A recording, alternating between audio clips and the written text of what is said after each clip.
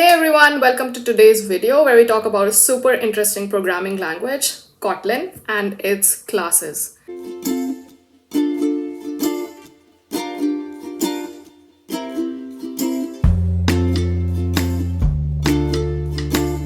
So some of you may already know this, but Kotlin classes are final by default.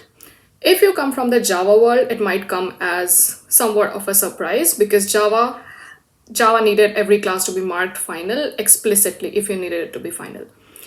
So before we dive into why the Kotlin designers thought it was a good idea to make it final by default, let's first understand what does it even mean for a class to be final in the first place.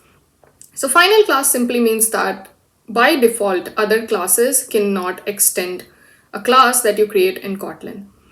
Now, let's talk about why the Kotlin designers chose this functionality to be available by default. And let's talk about what good design principle it automatically encourages you to follow and what sort of pitfalls having final classes actually saves you from. So we'll talk about a few of these topics in great detail. So watch this video till the end. So I'll first talk about Liskov substitution principle, and then we'll see why this fits into this whole realm of final and non-final classes. Now, Liskov substitution principle is one of the most important principles of solid design principles. If you are not familiar with solid design principles, I would just say that just look through all of the design principles that come under solid design principles, just one-liners to get more familiar with it. But I'll explain the Liskov substitution principle in a little bit detail and then see how it ties with the final and non-final classes. Let's see what Liskov substitution principle actually says. I'm reading it from here. So it says that objects of a superclass should be replaceable with objects of its subclasses without breaking the application. Okay, we will use base class and subclass frequently to denote the parent and child classes.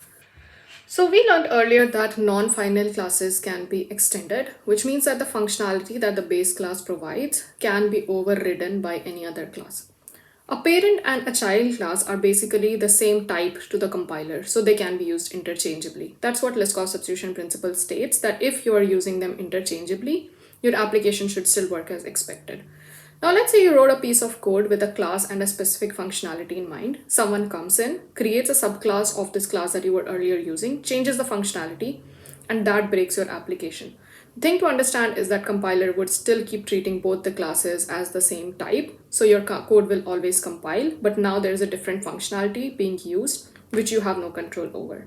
That's the whole problem with non-final classes and where Liskov substitution principle actually breaks if you're using non-final classes.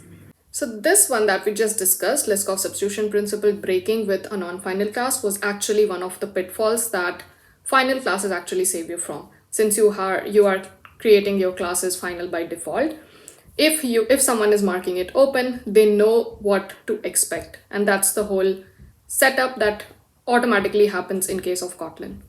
Let's talk about the second one, composition over inheritance, and see how final classes actually shine there. A non-final class by default puts you through this thought process. A class exists, all you have to do is subclass it, extend it, and add more functionality to it, whatever you need, and we already saw why it's a bad idea.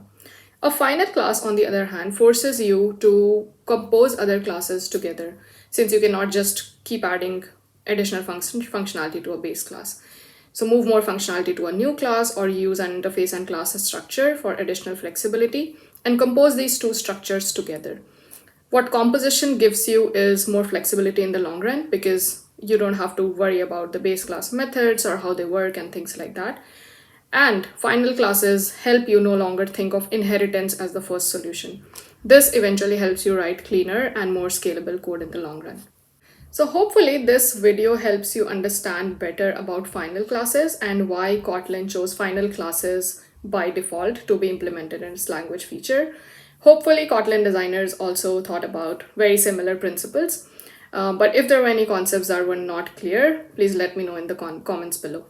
Thanks for watching till the end. If you liked the video, please subscribe to the channel and let us know in comments below on what more would you like to learn about. Till then, happy learning, and Kotlin is awesome.